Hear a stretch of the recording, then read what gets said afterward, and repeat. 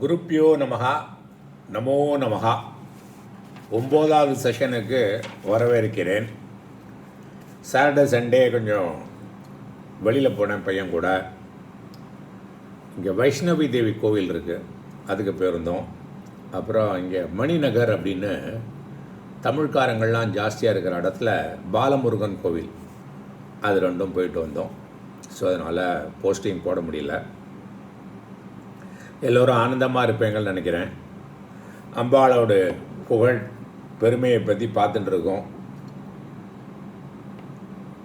திரும்ப திரும்ப சொல்லிகிட்டே இருக்கேன், கொடுத்து வச்ச வாளுக்கு தான் இது கிடைக்கும். நீங்கள் பாருங்கள், நான் சொல்கிறது இல்லை, நீங்கள்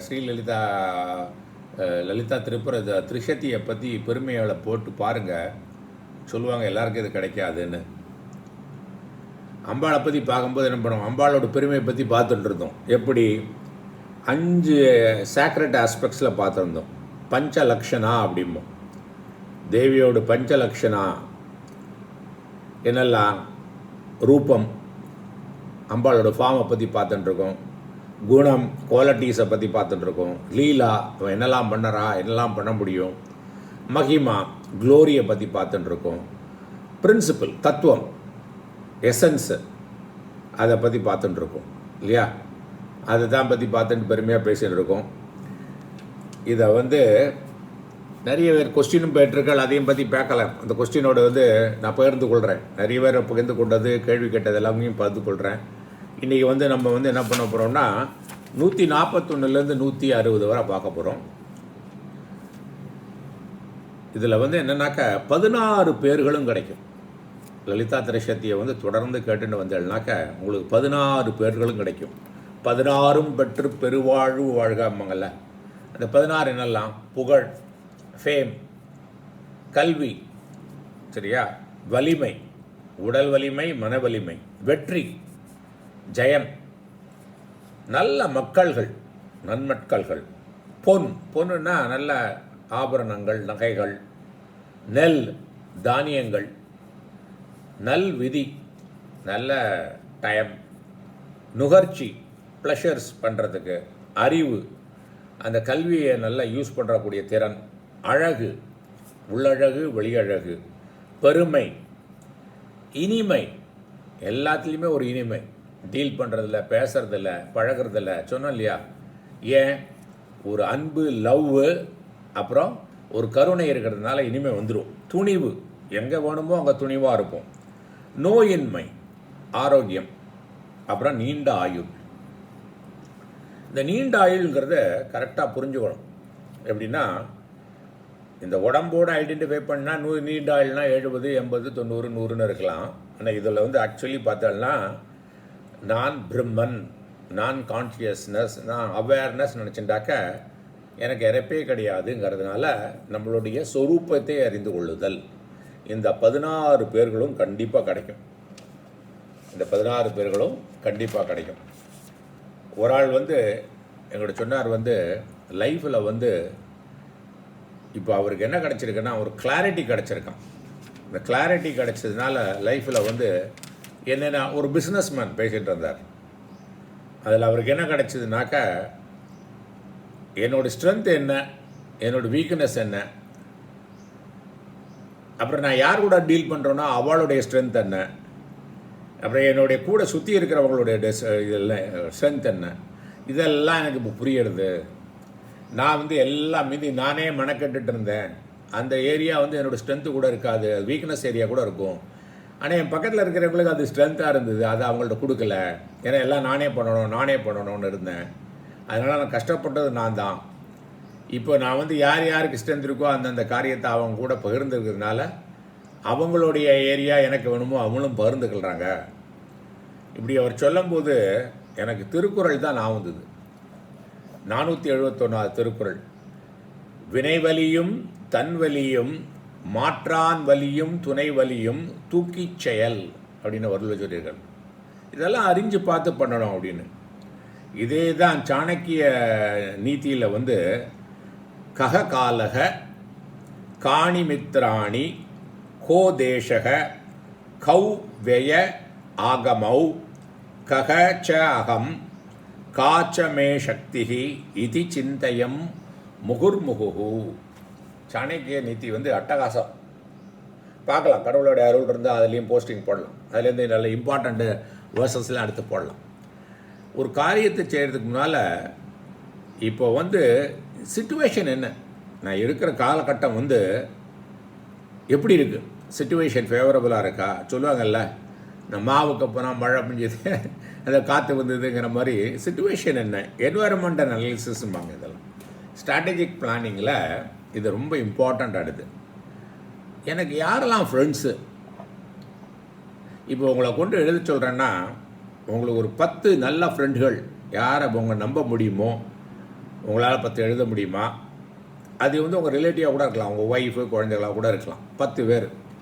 அந்த ஃப்ரெண்ட்ஸோடு என்ன ஸ்ட்ரென்த்து, உங்களோட வீக்னஸ் ஏரியாவில் அவங்க ஸ்ட்ரென்த் இருக்கா, அப்போ ஸ்ட்ரென்த் இருந்ததுன்னா அவங்களுக்கு அதை டெலிகேட், அந்த காரியத்தை அவங்கள்ட்ட ஹெல்ப் எடுத்துக்கிறீங்களா, உங்களுடைய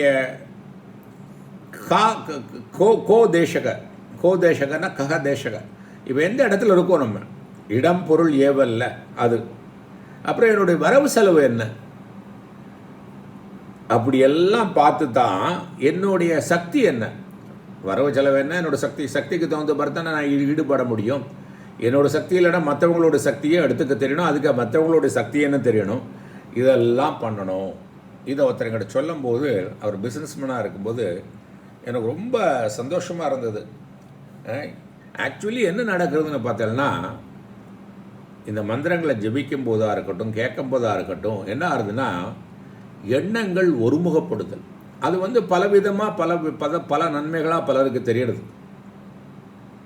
ஆனால் எல்லாத்துக்கும் காரணம் ஒன்று, எண்ணங்கள் ஒருமைப்படுதல், மனது தெளிவடைதல், மனைவு தூய்மை அடைதல். இவ்வளோதான். இதுதான் எல்லாத்தையும் பலனை கொடுக்கறது. மனசு தான் நம்மளுக்கு ப்ராப்ளத்துக்கும் காரணம், மனசு தான் நம்மளுக்கு நல்ல டயத்துக்கும் காரணம். ஸோ இந்த மனம் வந்து ஒருமுகப்பட்டு தெளிவடைவதனால இதெல்லாம் நடக்கிறது. இதெல்லாம் இப்போ நம்ம நினச்சிட்டு இருக்கோம் இதனால் நடக்கிறது. ஆனால் இது நடக்கிறது வந்து மனம் ஒருமைப்பாடும் மனம் தெளிவுப்படுறது தான்.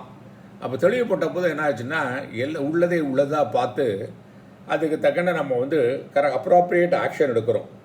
அதுதான் இப்போ நடக்கிறது. உண்மையிலே அதுதான் நடந்திருக்கு. ஸோ எல்லோருக்கும் நடந்துட்டுருக்கு.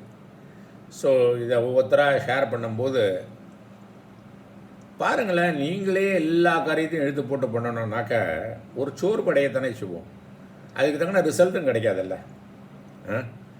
எப்படி ஒரு மீனே பறக்கவும் செய்யணும், தண்ணியிலையும் ஓடணும்னா முடியுமா? அதுக்கு தண்ணியில் தான் அதோடைய ஏரியா, அதில் வந்து பிளந்து கொட்டும் அது. ஸோ நம்மளுடைய ஸ்ட்ரென்த் ஏரியாவை என்ன பார்த்துட்டு இதை தான் ஆர்கனைசேஷனில் வந்து ஸ்ட்ராட்டஜிக் பிளானிங்கில் சொல்லுவாங்க. இப்போ நான் நிறைய வருஷமாக நிறைய ஆர்கனைசேஷனுக்கு ஸ்ட்ராட்டஜிக் பிளானிங் அட்வைஸராக இருந்திருக்கேன்.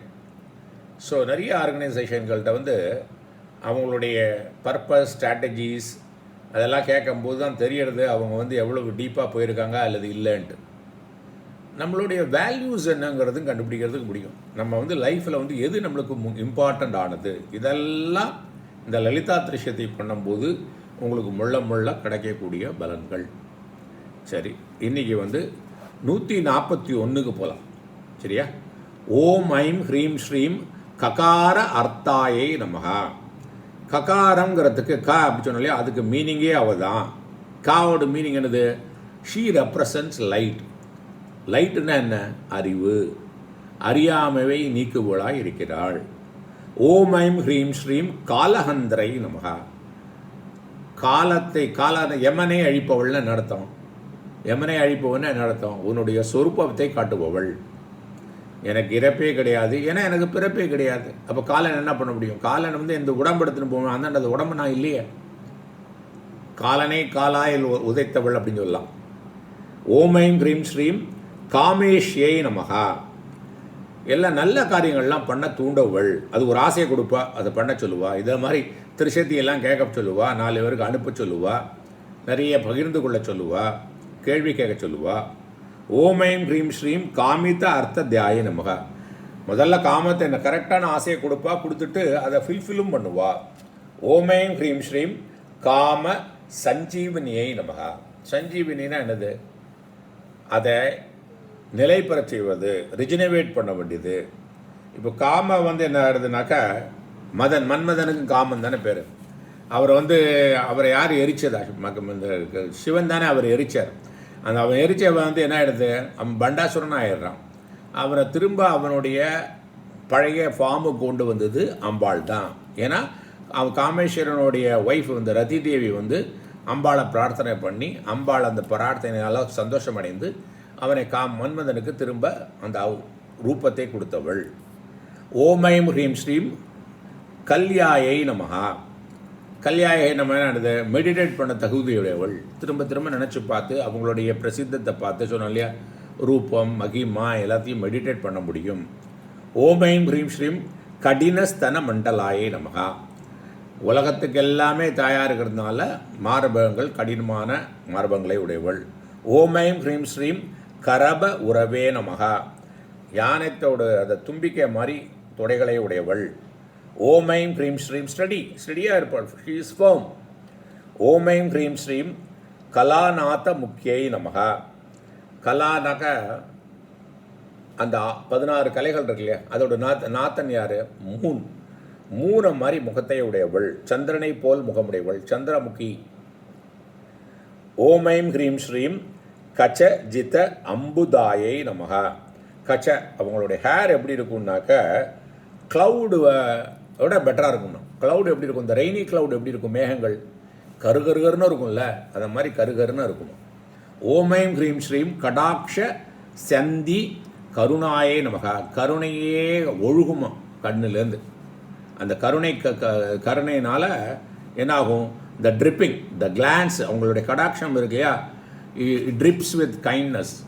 கருணையினால் கண்ணு ஒழுகிறது. ஓம் ஹ்ரீம் ஸ்ரீம் கபாலி பிராண நாயிகாயே நமகா. கபாலின்னா என்னது, அந்த மண்டை ஓடை போட்டுருக்கிறவர் தான் கபாலி. அதான் வந்து ஆனந்த பைரவர், சிவனுடைய மூச்சு காற்று. ஓகே. ஓம் ஹ்ரீம் ஸ்ரீம் காருண்ய விக்கிரகாயே நமகா. அவங்களுடைய இமேஜ், அவங்களுடைய விக்கிரகம் அப்படின்னா ரொம்ப கைண்ட்னஸ்ஸாக இருக்குது. ஓம் ஹ்ரீம் ஸ்ரீம் காந்தாயே நமகா. அப்படியே அட்ராக்டிவாக ஜொலிக்கிறாவ. ஓம் ஹ்ரீம் ஸ்ரீம் காந்தி தூத ஜபாவல்யை நமகா. அவளுடைய பிரகாசம் எப்படி இருக்குன்னா, அந்த ஜப்பாவலி, இந்த ரெட் கலர் ஃப்ளவர் இருக்கு இல்லையா, அதுக்கே அதை வெக்கப்படப்படி செய்யறது.